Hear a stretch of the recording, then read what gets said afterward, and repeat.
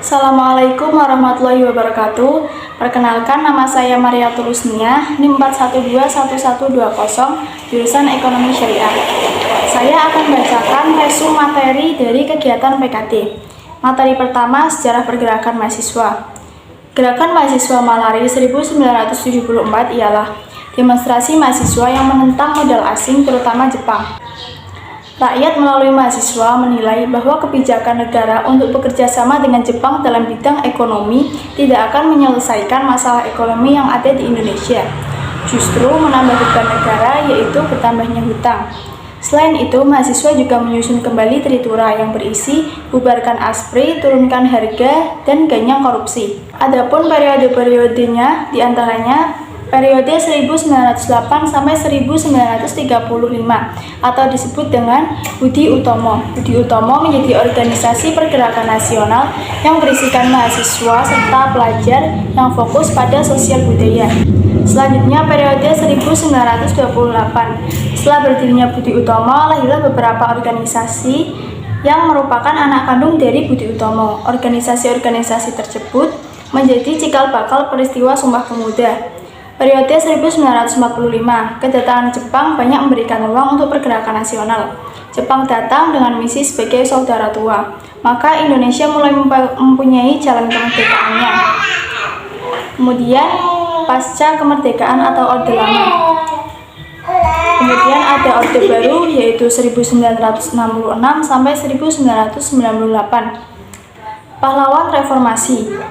Yang termasuk dalam pahlawan reformasi yaitu Ella Mulia Lesmana, Habibie Rayon, Heri Hartanto, dan Hendriawan Si. Materi yang kedua yaitu HMJ Ekonomi Syariah.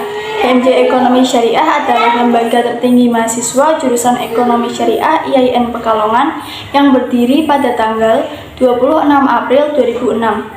Tugas HMJ Ekonomi Syariah diantaranya memaksimalkan pendayaan sumber daya yang tersedia beserta seluruh potensinya, membentuk sumber daya insani yang mandiri, tangguh, dan berkepribadian, menampung dan menyalurkan aspirasi mahasiswa Ekonomi Syariah IAIN Pekalongan, mengembangkan potensi intelektual mahasiswa Ekonomi Syariah yang kuat secara spiritual dan emosional, kemudian membentuk sistem demokrasi di lingkungan mahasiswa Ekonomi Syariah, memberikan pelayanan yang intensif pada mahasiswa Ekonomi Syariah IAIN Pekalongan, dan membumikan ekonomi Islam. Fungsi dari HMJ Ekonomi Syariah diantaranya sebagai media informasi dan komunikasi, sarana silaturahmi antar mahasiswa Ekonomi Syariah, wadah kaderisasi mahasiswa Ekonomi Syariah, dan berpartisipasi dalam pembangunan moral wilayah kampus dan masyarakat sekitar. Materi selanjutnya yaitu pemerintahan mahasiswa atau student government. Student government diartikan sebagai pelembagaan politik mahasiswa dalam format negara mahasiswa, namun tidak sama dengan negara, di mana konsepnya tidak terlepas dari teori negara. Secara sederhana, student government adalah gerakan mahasiswa yang dilembagakan. 5. Prinsip dasar student government diantaranya, mahasiswa adalah unsur dari gerakan mahasiswa. Gerakan mahasiswa akan menjadi patron bagi masyarakat untuk melakukan pencerahan dan penyadaran, menjalankan fungsi kontrol oposisi terhadap kebijakan baik kampus maupun negara, kemudian tidak terpengaruh kepentingan kelompok tertentu terutama di luar mahasiswa, dan student government sejajar dengan pihak manapun.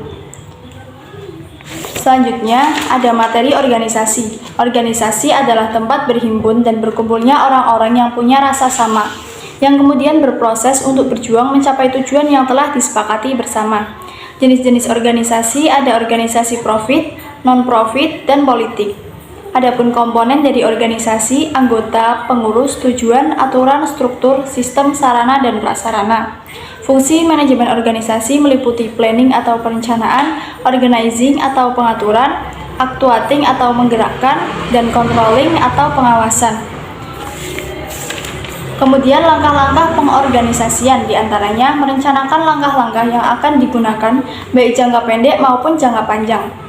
Perincian pekerjaan yang harus dilakukan untuk mencapai maksimalisasi tujuan organisasi, pembagian kerja ke dalam bidang untuk melakukan aktivitas terhadap yang dilakukan oleh perorangan maupun kelompok, menetapkan mekanisme untuk mengkoordinasikan pekerjaan anggota organisasi dalam kesatuan yang harmonis, kemudian mengevaluasi kinerja organisasi. Konflik organizing. Konflik adalah suatu proses interaksi yang terjadi akibat adanya ketidaksesuaian antara dua pendapat yang berpengaruh terhadap pihak-pihak lain. Jenis-jenis konflik ada konflik dalam diri individu, individu dan organisasi yang sama, konflik antar individu dan kelompok, konflik antar kelompok dalam organisasi yang sama, dan konflik antar organisasi atau saingan.